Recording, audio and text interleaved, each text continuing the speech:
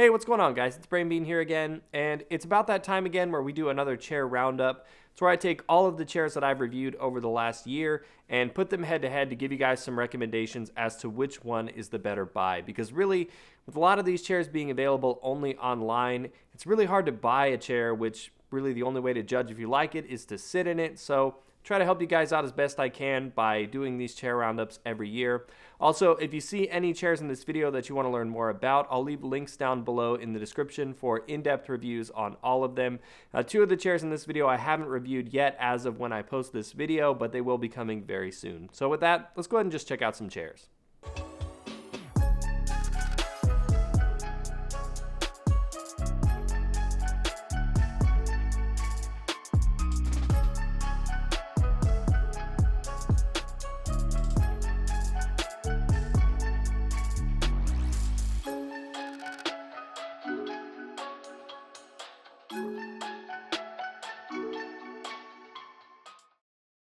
So I want to start this off by just doing a brief overview of each chair. We're going to start at the lowest price chair all the way up to the most premium. So the first chair we're going to be taking a look at is the Deerhunter gaming chair. This is kind of your classic example of a budget, kind of off-brand generic chair from Amazon. It is available in 3 to 4 different color options per style, and they've got 2 different styles on there, and some of those do have 2-tone options, which is pretty cool. But it's really nothing special, nothing to write home about. The padding on the chair is fairly thin. You can actually feel the frame when you squeeze the chair as well. So that's the Deerhunter chair, and let's move on to the next one. Next, we're going to take a look at the OPseat Master Series. Now, you can already see some similarities between the Deerhunter chair and the OPseat Master Series, almost to the point where they look pretty close to identical if you don't pick out different aesthetic differences, as well as a couple of things under the hood that aren't exactly the same, but it makes me think that they're probably made in the same factory, or they get parts from the same factory or manufacturer and they put them on the chairs. Like the armrests are actually completely identical between the two.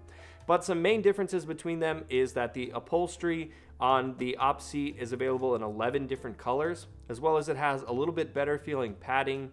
And this chair is $200, whereas the Grandmaster series that we're going to take a look at next is $250.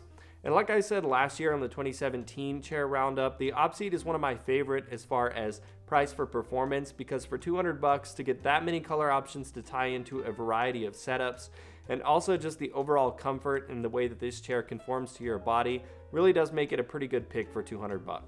So next, like I said, we have the OPseat Grandmaster series. Now this one has a wider chair base as well. It's a little bit deeper. It's also a little bit taller as well. So the Grandmaster series essentially is kind of made for people with larger frame or that are taller and need a little bit more leg space. That's going to be the chair for you. Now, some other differences: this chair does have a breathable mesh in the seat as well as up the back to kind of help disperse some heat a little bit. Now, like I said in my review, I feel like that might kind of hurt the spill resistant nature of the polyurethane leather that it has, because if you get it spilled on where the breathable part is, it's going to absorb it. But again, if you're going to be sitting on it when that happens, hopefully it will mitigate some of that risk. Otherwise, the OPseat Grandmaster series is basically just a beefier, more padded, with a little bit better armrests than the Master series is. And both of these chairs are available with 11 different color options, like I said, and the Grandmaster series actually has the color accents matching whichever color you picked in the stitching as well, which is a really nice touch. So next we have the Tesoro Zone Balance, and I really like this chair because it has a really classy aesthetic, as well as that embossed leather on the main cushion and on the backrest I think looks really nice. You'll also notice that it has a bit of a raised padding in the back, and that's because it's just a little bit thicker, so this chair overall gives you a lot of comfort. It's got a little bit less exaggerated wing design, so it's not going to hug you into the chair as much as the other chairs that we've looked at and some of those more bucket style racing seat chairs. But it's a really nice marry between the gaming style racing seat design and sort of a classic office chair, if you will. It's available in just a handful of colors. It's not a lot of choices there, but for $229, it's one of the very best price for performance chairs out there. Next chair we're going to take a look at comes from OPseat. Now the chair in front of me is the Pretty in Pink edition, but they also have many other styles as well. Now this chair is probably my least favorite out of the entire lot, and the main reason for that is that this thing is hard as a rock. Now the ergonomics of the chair actually fills your lumbar spine pretty well. All of that actually feels pretty good, but there's just really no padding there to sink into. So unless you're just the kind of person that loves a really firm mattress or prefers to sleep on the floor or something like that, might be worth taking a look at. Otherwise, you can safely pass on this chair. And with a price of $329, there's just plenty more options out there that feel way better to sit in for long periods of time. So, and a seat would be a pass for me.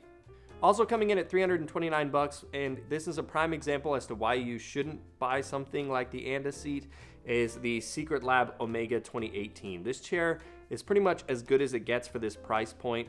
The lumbar pillow is made out of memory foam. It's got a nice suede head pillow. It's got a really, really nice polyurethane leather that is spill resistant. The padding is incredible. The ergonomics are great. Hugs you into this seat. And the color options are really nice as well. As you can see here, this is the ash gray. It's a color you don't normally see in chairs very often, and they don't have a ton of color options at Secret Lab, but the ones that they do offer are all really nice. And I use this chair as my daily driver for almost a year now. I can confidently recommend this over any of the other chairs that I've reviewed so far, with one exception that we'll get to here in just a little bit. It's by far my favorite chair out there. So coming in next for 10 extra bucks is the NobleChairs Epic Series. Now, as you guys can see, this is a stunning looking chair. Aesthetically, the stitching, the upholstery, everything is top notch. It's got nice suede accents on the sides. The pillows are nice quality with a kind of suede feeling to them as well. And the only really negative about this chair is that it does take a little while to break it in. The padding is very good quality, but it does come a bit stiff out of the box, so it will take a little bit of time to break it in. Not a bad buy, but I do think it's a little bit less comfortable than what you'll get from Secret Lab. But that said, for $339, it is a good chair that will last you for a long time. So last but certainly not least is a chair that I realize isn't really appropriate for this chair roundup, but since I have it on hand, I thought it would be fun to throw it in there anyways as a bit of a wild card. This is the LFGaming Stealth Edition. Now, this chair does come in at a staggering $1,400. So like I said, not really appropriate to throw in the mix with these other chairs. But that being said, this chair is by far as premium an experience as you can get with a gaming chair. It's made with 100% ergonomic comfort in mind. And the reason that I actually haven't had the review out for this chair yet is because it has so many features that it's been taking me a very long time to get a good quality review together. That being said, some of the highlights are that this chair has a ThermoGuard foam to it, which actually disperses heat away from your body. It's got a really nice quality Breeze of fabric that just feels very soft to the touch, but is also super durable and easy to clean. And it's got an incredibly high quality memory foam that covers the entire length of the chair. It's got an integrated head pillow. It's got built-in lumbar cushions as well that you can turn a little knob to have it be more pronounced or bring it in.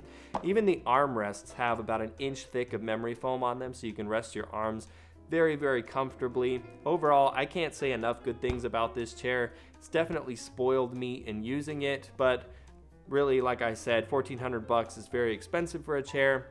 And like I always say, if you don't have your PC exactly the way you want it and your peripherals and your setup, it's probably not worth it to splurge on a chair when you could buy something like that anyways. But that being said, you know, it's just like a bed. If you spend 8 to 10 to 12 hours working and gaming at your computer, it might actually be worth it to pick something like this up for your health. But anyways, now that we've taken a look at all of these chairs, let's go ahead and do a couple head-to-head comparisons, and I will let you guys know what some of my favorites in this lineup are. So now that I've gone over all the chairs that are going to be in the comparison and I've given you guys some highlights and my general opinions, I want to just go over a couple of different situations and why I would choose certain chairs over others. So for the more budget-friendly chairs, we have the Deerhunter, both OPseats, and the Tesoro Zone Balance. If you want to kind of save money, then the OPseat Master Series is probably the best at $200 because it's got a lot of color options. General comfort overall is not bad, and it just helps to tie into a lot of different setup options as well as fits most body types. Now, the Grandmaster series does give you some extra features, a little bit thicker padding. It gives you the stitched accents into the seats. But for my money, if I would choose one of those 4 chairs to use, it would be the Tesoro Zone Balance because it has thicker padding. The embossed feeling on the upholstery is really nice, just gives it a little bit more premium feel. And I think even though it doesn't have a bunch of different color options, the ones that they do offer are fairly neutral and will tie into any setup, and I think it's just a classier, nicer looking chair overall. So moving up a little bit now, we have the NobleChairs Epic Series and the Secret Lab Omega 2018. Now the chairs are fairly close, but again, I think the Secret Lab is a little bit more premium. It's got a little bit nicer feeling pillows, as well as just the padding overall is a much nicer quality. And that might not even be that fair to say, but the NobleChairs padding is much more stiff out of the box, and it does take a lot more breaking in.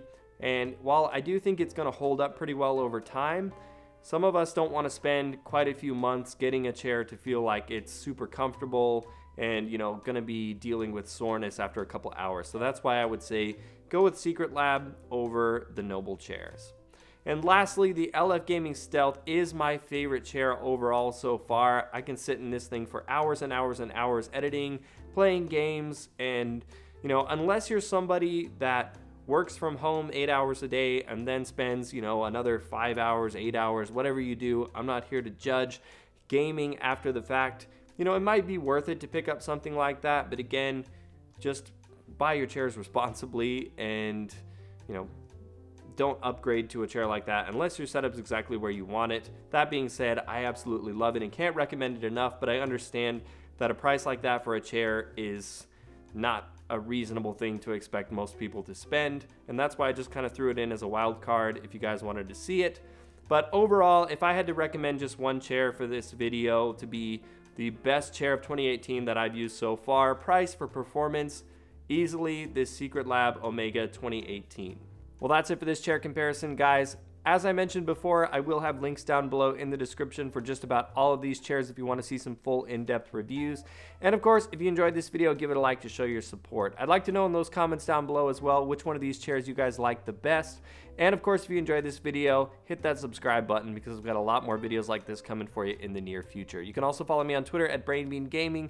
But as always, guys, thank you so much for watching, and I will see you in the next one.